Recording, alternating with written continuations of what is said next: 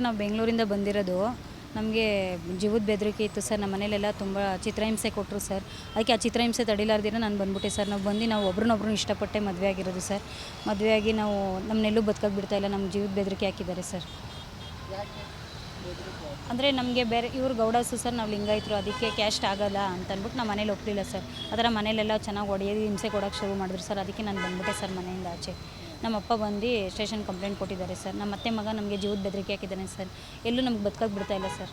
ನಮ್ಮ ರಕ್ಷಣೆ 4 ತಿಂಗಳಾಯಿತು ಸರ್. ನಾವು ಅಲ್ಲೇ ಇದೆ ಸರ್, ಇದರಲ್ಲಿ ಬೆಂಗಳೂರಲ್ಲಿ ಇದ್ವಿ ಸರ್. ಸರ್ ನಮ್ಮ ಸಪೋರ್ಟ್ ಇದೆ ಸರ್. ಪೊಲೀಸ್ ಎಲ್ಲ ಸಪೋರ್ಟ್ ಇದೆ ನಮ್ಮ ಅಪ್ಪವ್ರಿಗೆ. ಅದಕ್ಕೆ ಆ ಥರ ನಮಗೆ ಎದುರಿಸ್ತಾ ಇದ್ದಾರೆ ಸರ್.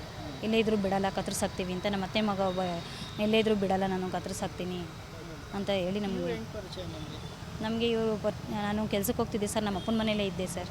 ನನಗೇನು ಒಬ್ಬ 14 ವರ್ಷದ ಮಗ ಇದ್ದಾನೆ ಸರ್. ನಮ್ಮಪ್ಪ ನಮ್ಮಮ್ಮನ ಜೊತೆಲೇ ಇದ್ದೆ ಸರ್. ನಾವು ದೇವಸ್ಥಾನಕ್ಕೆ ಹೋಗ್ಬೇಕಾದ್ರೆ ನಮ್ದು ಲವ್ ಆಯಿತು ಸರ್. 1 ವರ್ಷ ಆಯಿತು ಸರ್ ನಾವು ಲವ್ ಮಾಡಿ. ಒಬ್ರನ್ನೊಬ್ರು ಇಷ್ಟಪಟ್ಟೆ ನಾವು ಮದುವೆ ಆಗಿರೋದು. ನಾವು ಏನೇ ಆದರೂ ಅವ್ರನ್ನ ನಾನು ಬಿಡಲ್ಲ ಸರ್. ಮೊದಲೇ ಮದುವೆ ಆಗಿತ್ತು ಸರ್. ಯಜಮಾನ್ರು ತೀರೋಗಿದ್ದಾರೆ ಸರ್. ಹಾಂ ಸರ್. ಹಾಂ ಸರ್. 1 ವರ್ಷದಿಂದ ಲವ್ ಸರ್. ಹಾಂ ಸರ್. ಹಾಂ ಸರ್. ಕ್ಯಾಸ್ಟು ಅವ್ರ ಗೌಡಾಸು, ನಾವು ಲಿಂಗಾಯತರು ಅಂತ ಸರ್. ಅದೇ ನಮ್ಗೆ ಜೀವದ ಬೆದರಿಕೆ ಐತೆ ಸರ್. ಅದಕ್ಕೆ ಸರ್ ಬಂದ್ವಿ ಸರ್. ಇಲ್ಲ ಸರ್, ಮನವಿ ಕೊಡೋಣ ಅಂತಲೇ ಬಂದ್ವಿ ಸರ್. ಇಲ್ಲಿ ಎಸ್ ಪಿ ಸರ್ ಸಿಗಲಿಲ್ಲ ಸರ್. ಅದಕ್ಕೆ ನಾನು ನಿಮ್ಮನ್ನು ಕಾಂಟ್ಯಾಕ್ಟ್ ಮಾಡ್ತೀವಿ ಸರ್. ಹಾಂ ಸರ್. ನಮ್ಮ ಫ್ಯಾಮಿಲಿಯಿಂದ ನಮಗೆ ಬದುಕಕ್ಕೆ ಬಿಡಬೇಕು ಸರ್. ನಮ್ಮ ಫ್ಯಾಮಿಲಿಯಿಂದ ಜೀವದ ಬೆದರಿಕೆ ಐತೆ ಸರ್. ಅದಕ್ಕೆ ಸರ್, ಕೋಲಾರ ಜನತೆಗೆ ಒಂದು ಒಳ್ಳೆ ಆಫರ್ ತಂದಿದ್ದೀವಿ ಸರ್. ಕೇವಲ 599 ರೂಪಾಯಿಗೆ ಒಂದು ಥಿಯೇಟ್ರು, ಒಂದು ಡೆಕೋರೇಷನ್, ಒಂದು ಟೆಡಿ, ಒಂದು ಫ್ಲವರ್ ಬೊಕ್ಕೆ ಇಷ್ಟು ಕೊಡ್ತೀವಿ ಸರ್. ನಮ್ಮಲ್ಲಿ bride to be, mom to be, wedding anniversary, birthday ಎಲ್ಲಾ ತರ ಹ್ಯಾಪಿ ಮೂಮೆಂಟ್ಸ್ ಸೆಲೆಬ್ರೇಟ್ ಮಾಡ್ಕೋಬಹುದು.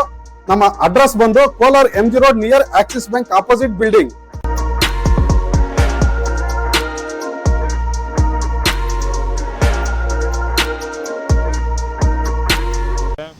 ಅಡ್ರೆಸ್ ರಾಖಿ ಅಂತ ಇದೆ. ಇವ್ರ ಮನೇಲೆಲ್ಲ ರಾಖಿ ಅಂತ ಕರೀತಾ ಇದ್ರು.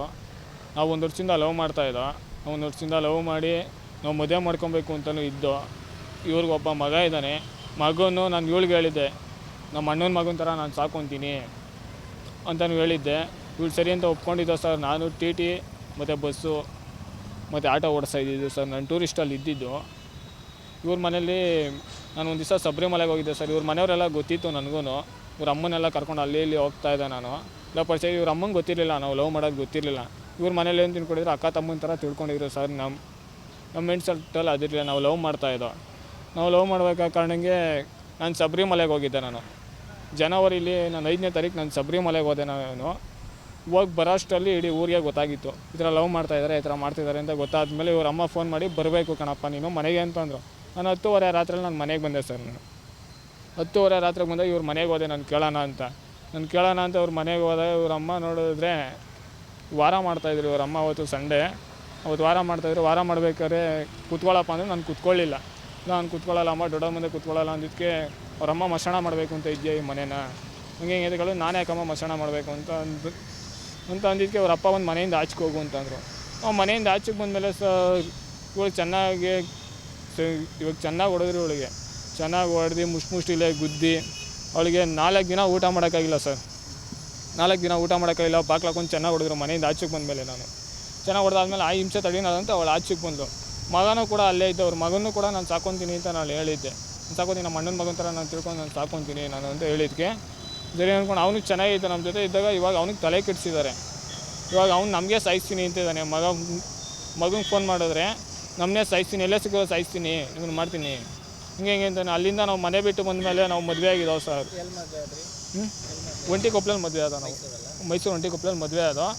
ಮದುವೆಗೆ ಫೋನೆಲ್ಲ ರನ್ನಿಂಗ್ ಇತ್ತು ಸರ್. ನಾನು ಫೋನೆಲ್ಲ ರನ್ನಿಂಗ್ ಇದ್ದಾಗ ಪೊಲೀಸು ಕೂಡ ನನಗೆ ಫೋನ್ ಮಾಡಿದ್ರು, ಹಿಂಗೆ ಬರಬೇಕು ಕಣಪ್ಪ ಸ್ಟೇಷನ್ಗೆ ಅಂತ. ಇವಳಿಗೆ ಫೋನ್ ಮಾಡಿ ಹೇಳಿದ್ರು. ಸರಿ ಸರ್ ಆಯಿತು ಬರ್ತೀವಿ ಅಂತಲೂ ನಾವು ಒಪ್ಕೊಂಡು, ನಾವು ನಾಳೆ ಬರ್ತೀವಿ ಸರ್, ಇವತ್ತು ಬರೋಕ್ಕಾಗಲ್ಲ ಅಂತಲೂ ಒಪ್ಕೊಂಡಿದ್ದು. ಆದಮೇಲೆ ಇವ್ರ ಅತ್ತೆ ಮಗ ಫೋನ್ ಮಾಡಿ ಅವ್ನು ಎಲ್ಲೇ ಇದ್ರೂ ಬಿಡೋಲ್ಲ, ನಾನು ಕತ್ತರಿಸಾಕ್ತೀನಿ ಅಂತ ನನ್ನ ಮೇಲೆ ಬಂದ. ಎಲ್ಲೇ ಇದ್ರೂ ನಿಮ್ಗೆ ಬಿಡೋಲ್ಲ, ನಿಮ್ಮನ್ನ ಕತ್ತರಿಸಾಕ್ತೀನಿ, ನಿಮ್ಮನ್ನ ಎಲ್ಲೇ ಇದ್ರೂ ಬಿಡೋಲ್ಲ ಅಂದ್ಬಿಟ್ಟು ಹುಡುಗರನ್ನೆಲ್ಲ ಹೇಳಿ, ಎಲ್ಲ TT ಹುಡುಗರಿಗೆ, ಪ್ರತಿಯೊಂದು ಬಸ್ ಹುಡುಗರಿಗೆಲ್ಲ ಹೇಳಿ ಎಲ್ಲೇ ಇದ್ದರೂ ಹುಡುಗಿಸಿ ಮಾಡಿಸಿ ಅಂತ ಪ್ರತಿಯೊಂದು ಊರಲ್ಲೆಲ್ಲ ನೋಡಿದ್ರೆ ಟಾರ್ಚರ್ ಕೊಡ್ತಿದ್ದಾರೆ ನಮ್ಮ ಮನೆಯವ್ರಿಗೆ. ಟಾರ್ಚರ್ ಕೊಟ್ಟು ಕುಂಬ್ಳೂರು ಸ್ಟೇಷನ್ ಕಂಪ್ಲೇಂಟ್ ಕೊಟ್ಟಿದ್ದಾರೆ. ಅದಾದಮೇಲೆ ನಾವು ಹೋಗೋಣ ಅಂತಲೇ ಇತ್ತು ಸರ್. ನಾವು ಹೋಗೋಣ ಅಂತ ಇದ್ಮೇಲೆ ಪ್ರಾಣಿಗೆ ಬೆದರಿಕೆ ಹಾಕಿದ್ಮೇಲೆ ಎಲ್ಲಿ ಹೋಗಿ ಏನು ಮಾಡೋಣ ಸರ್? ಸ್ಟೇಷನ್ ಮಾಡೋ ರಕ್ಷಣೆ ಇರುತ್ತೆ, ನಮ್ಗೆ ಆಚೆ ಕಡೆ ಬಂದಮೇಲೆ ಏನೋ ಮಾಡಲ್ಲ ಅನ್ನೋದು ಏನು ಗ್ಯಾರಂಟಿ ಸರ್ ನಮ್ಮ ಜೀವಕ್ಕೆ? ಇವಾಗ ಪೊಲೀಸ್ನವ್ರು ಬಾ ಅಂತಾರೆ, ನಾವು ಅಲ್ಲಿಗೆ ಹೋಗ್ತೀವಿ, ಹೋಗಿ ಪೊಲೀಸ್ ಓಡೋ ರಕ್ಷಣೆ ಇರುತ್ತೆ ನಮಗೆ. ಆಚೆ ಕಡೆ ಬಂದಮೇಲೆ ಹೊಡೆದಾಕಲ್ಲ ಅನ್ನೋದೇನು ಗ್ಯಾರಂಟಿ ಸರ್? ಈಗ ನಿಮ್ಗೆ ರಕ್ಷಣೆ ಬೇಕು, ನಮ್ಗೆ ರಕ್ಷಣೆ ಬೇಕು ಸರ್. ಬದುಕಾಗಿ ಬಿಡಬೇಕು. ಹ್ಞೂ ಸರ್, 4 ತಿಂಗಳಿಂದ ನಾನು ಒಬ್ಬ ಆಚೆಗೆ ಹೋಗದಂತೆ ನನ್ನ ಮನೇಲಿದ್ರೆ ಎದ್ರುಕೊಂಡು ಮನೆ ಬಾಡಿಗೆ ಯಾರು ಕೊಡ್ತಾರೆ ಸರ್ ನಮ್ಗೆ ಹೊಟ್ಟೆ ಜೀವನಕ್ಕೆ ಸರ್? ಹೌದು ಸರ್, ಹೋರಾಡ್ಕೊಂಡಿದ್ದೀನಿ ನಾನು. ಅದು ಇದು ಕೆಲಸ ಮಾಡೋಕೆ ಹೋದ್ರೂ ಭಯ ಸರ್. ಇವಾಗ ಎಲ್ಲಿ ಬಂದು ಏನು ಮಾಡ್ತಾರೋ ಏನೋ. ಅವಳು ತುಂಬ ಎದುರಿದ್ದಾಳೆ, ನಾನು ಆಚೆಗೆ ಕಳ್ಸೋಕ್ಕೆ ಅವಳು ಎದುರ್ಕೊತಾ ಇದ್ದಾಳೆ. ಇಬ್ಬರು ಒಂದೇ ಊರೇ. ಅವ್ರ ಮಗನ ಕೇಳಿಕೆ ಸರ್ ಹಂಗಾರೆ ಇವ್ರ ಮನೇಲಿ ಹೇಳ್ತಾರೆ ಕ್ಯಾಸ್ಟ್ ಅಂತಿದ್ರಲ್ಲ ಸರ್, ಚಿಕ್ಕ ಹುಡುಗನ ಮದುವೆ ಆಗಿದ್ದಾನೆ, 22 ವರ್ಷದ ಹುಡುಗನ ಮದುವೆ ಆಗಿದ್ದಾನೆ ಅಂತಾರಲ್ಲ. ಇವ್ರ ಮನೆಯವರು ಇವಳ ಮನೆಯಲ್ಲೇ ಬೇರೆ ಗಂಡು ನೋಡ್ತೀನಿ, ನಾನು ಅವತ್ತು ದಿವಸ ಅವ್ರ ಮನೆಗೆ ಹೋಗೋ ದಿವಸನೇ ಬೇರೆ ಗಂಡನ್ನ ನಾನು ಕರೆಸ್ತೀನಿ, ಮದುವೆ ಆಗು ಅಂತಾರಲ್ಲ. ಅವ್ರು ಮದುವೆ ಮಾಡಿಕೊಟ್ರೆ ಮದುವೆ ಮಾಡ್ಕೊಂಡಂಗೆ, ನಾವು ಲವ್ ಮ್ಯಾರೇಜ್ ಆದರೆ ನಾವು ಮದುವೆ ಮಾಡ್ಕೊಂಡಂಗಲ್ವ ಸರ್? ಅದು ಮನೇಲೇನೂ ಸಮಸ್ಯೆ ಇಲ್ಲ, ನಮ್ಮ ಮನೇಲಿ ಏನೂ ಸಮಸ್ಯೆ ಇಲ್ಲ ಸರ್. ನಮ್ಮ ಮನೇಲಿ ಏನೂ ಸಮಸ್ಯೆ ಇಲ್ಲ. ಆದರೂ ಇವರಪ್ಪ ಕಂಪ್ಲೇಂಟ್ ಕೊಟ್ಟು ಪೊಲೀಸ್ನವ್ರನ್ನ 16 ಸತಿ ಮನೆ ಹತ್ರ ಕಳಿಸ್ತಾ ಇದ್ದಾರೆ. ನಮ್ಮ ಮನೆಯವರು ನೀವು ಬಂದು ಒಪ್ಕೊಳ್ರಿ, ಇಲ್ಲ ವಿಷ ಕುಡಿತಿದ್ದೀನಿ ನಾವು ಸತ್ತೋಗ್ತೀವಿ ನಿಮ್ಮ ಮನೆಯಿಂದ ಅಂತ ಅವ್ರು ಅಂತ ಇದ್ದಾರೆ. ಇವಾಗ ಸ್ಟೇಷನಲ್ಲಿ ನಮ್ಗೆ ಹೋದರೆ ನಮ್ಮ ಕುಂಬ್ಳಗೂಡಿಗೆ ಬಾ ಸ್ಟೇಷನ್ಗೆ ಅಂತಾರೆ. ನಾವು ಹೋಗಲ್ಲ ಸರ್, ಏನೇ ಇದ್ರು ನಮ್ಗೆ ಇಲ್ಲೇ ಆಗಬೇಕು, ನಿಮ್ಗೆ ರಕ್ಷಣೆ ಬೇಕು. ನಮ್ಗೆ ರಕ್ಷಣೆ ಬೇಕು. ಇಲ್ಲ ಅಂದರೆ ಸರ್ ನಾವು ಹೇಳೋದು ನಾವು ಇಲ್ಲೇ ವಿಷ ಕುಡಿದು ನಾವು ಸಾಯ್ತೀವಿ.